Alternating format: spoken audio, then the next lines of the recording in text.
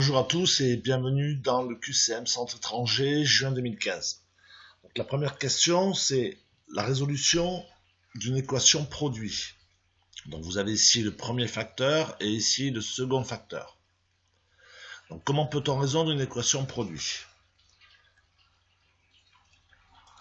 Donc un produit est nul lorsque le premier facteur égale 0, c'est ce que nous avons marqué ici, ou alors le second facteur égale 0, c'est ce que nous avons marqué ici. Donc ensuite, vous n'avez plus en fait qu'à résoudre la première équation ainsi que la seconde. Donc pour annuler le plus 5, on met un moins 5 à gauche, membre de gauche et membre de droite. C'est-à-dire que le plus 5 devient moins 5 à droite. Pour annuler le x4, on va diviser par 4 à gauche, ce qui va l'annuler, et à droite. Donc nous avons comme solution moins 5 quarts. Pour le x, moins 3 égale 0.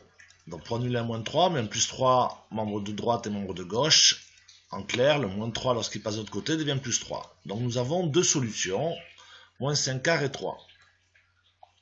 Voilà, une autre façon aurait été de tester en fait, vous auriez dû remplacer le x par moins 5 quarts, vous aurez trouvé 0, et le 3 par le x par 3.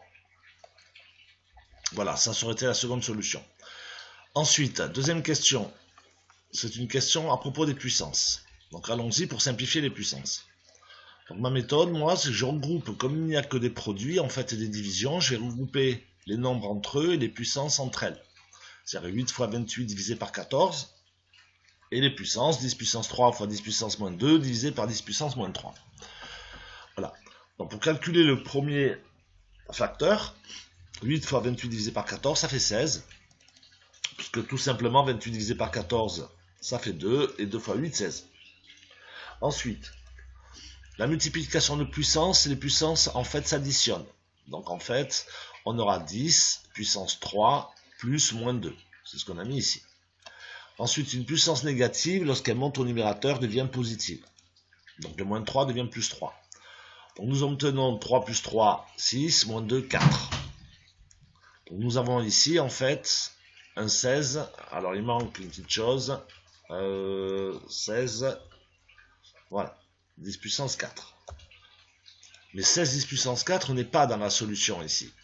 Donc on va remplacer le 16, on va l'écrire en écriture scientifique. 16, on va la remplacer par... Excusez-moi, il y a une petite erreur. 16, on va le remplacer par 1,6 fois 10 puissance 1. Et ensuite, comme c'est une multiplication des puissances de 10, on va additionner les puissances, c'est-à-dire 1 plus 4, 5. Voilà la solution. Pour le racine de 32 divisé par 2. Donc, racine de 32 divisé par 2, 2, c'est racine de 4. Donc, c'est une division de racines, donc on a le droit de les regrouper. C'est-à-dire, c'est 32 divisé par 4, et 32 divisé par 4, ça fait racine de 8. Voilà. Vous l'avez ici. Bon, je vous remercie beaucoup, et je vous invite à regarder d'autres vidéos.